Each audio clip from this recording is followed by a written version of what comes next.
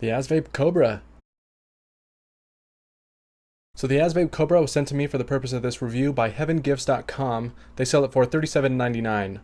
So this is a 24mm sub-ohm tank created by ASVAPE. I took a look around their website and I've learned that the A and the S in ASVAPE stands for American Standard, which is interesting since they are in China. But I guess we're their target market. They've been in business for about 7 years, according to their Facebook page. They sell 3 different mods and 2 different atomizers. One of those atomizers is this Cobra tank, and also the Michael, which I have it on here, this mod. Anyway, so let's take a look at it. In the box, you'll get the ASVAPE Cobra tank with a 0.5 ohm coil pre-installed, an extra 0.5 ohm Ni80 coil, an extra glass tube, a bag of spare parts, and a small user manual. It's 24 millimeters in diameter, 42.5 millimeters tall. It holds 3.8 milliliters of e-juice, uses a replaceable 0.5 ohm Ni80 coil head. It's made of food grade stainless steel 304. The tank is glass and the drip tip is made of POM, P-O-M. You can get it in either black or stainless steel. So let's talk design and aesthetics. I think the overall look of the tank is really nice. It's small, sleek, and modern, at least in my eyes. The machining seems immaculate too. The threads are probably the smoothest I've seen on any tank yet. In regards to the design of the tank, there are some things I would have liked changed. For example, I think the top cap could have benefited from knurling of some sort, or a grip, because while it might affect the aesthetics, it would make the top cap easier to take off and refill. The 510 pin also doesn't protrude much, so it's not a tank you'd use on a hybrid, but that's not a big deal since not many people use hybrids, and it's also not expected for a tank, especially one like this, to work on a hybrid. The O-rings seem decent, but at least on my tank they were a little messed up right out of the box. Also not a big deal since they didn't rip. Okay, and now here's the big one. I clean all of my tanks in an ultrasonic cleaner before I use them for the first time, and when I pulled this one out, I saw little black flecks in the water. I thought, geez, I'm glad I cleaned it. That thing was dirty. Then I started to put the tank back together and I realized that all those little black flecks were actually tinted coating on the tank coming off. It started to fall right off the tank in my hands, just peeled right off. I couldn't believe it. I've been using the spare glass tank ever since and it doesn't peel at all with normal cleanings or general use. So is that a con? I don't know if it is to you, but it is to me.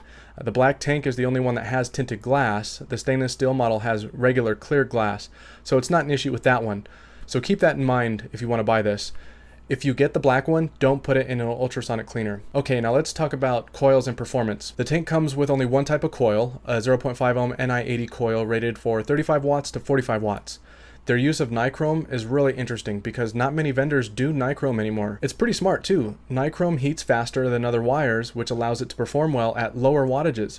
That means you can get some really good performance out of these coils at only 35 to 45 watts. Inside the coil head are 2 single parallel wrapped wires, making one coil. The 2 parallel strands of nichrome are wrapped in cotton. The wicking holes are what make this coil really unique.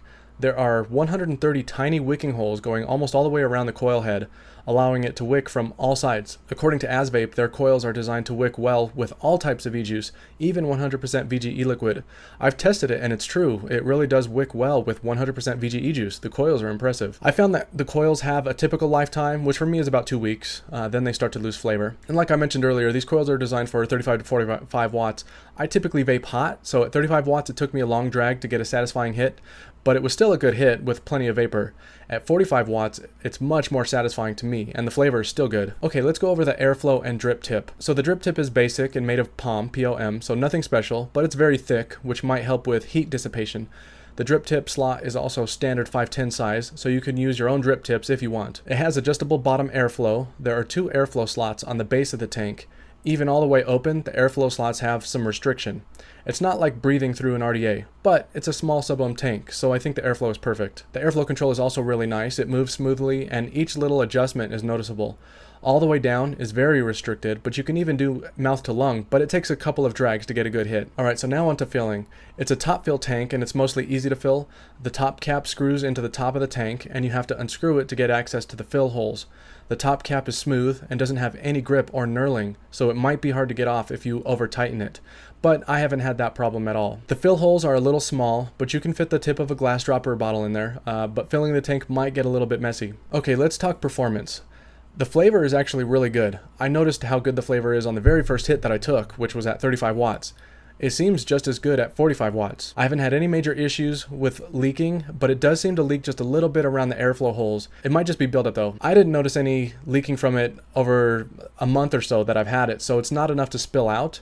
I've only had to wipe it down a little, but it's not leaking so bad that it gets all over my hands or clothes or anything, but it does seem to have a little bit of leaking. Okay, so let's talk pros and cons. First, the pros. The first pro is that it's very easy to set up and start using right out of the box. It's not complicated at all.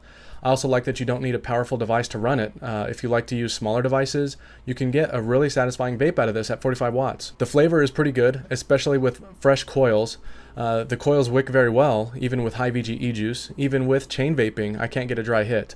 It doesn't get hot. If you chain vape, it might start to get a little warm, but it's barely noticeable. The machining is really nice and it looks great. Okay, now the cons. So there's no grip on the top cap. It's a little pricey at $39, but you might find it cheaper somewhere else. There's only one coil available. It seems to get a little e-juice buildup around the airflow slots, and the big con, that the tint on the glass will come off in the ultrasonic cleaner, and maybe even over time. Overall, I think it's a good tank for people who like to vape at lower wattages and for people who want good flavor. The cons that I have are minor, and I think the pros outweigh them, but because of that issue with the tint peeling off, I'd recommend only washing by hand or buying the stainless steel version. So if it's something that you're interested in, you can get the ASVAPE Cobra from heavengifts.com for $37.99 and a pack of coils, a 5-pack, for $23.75.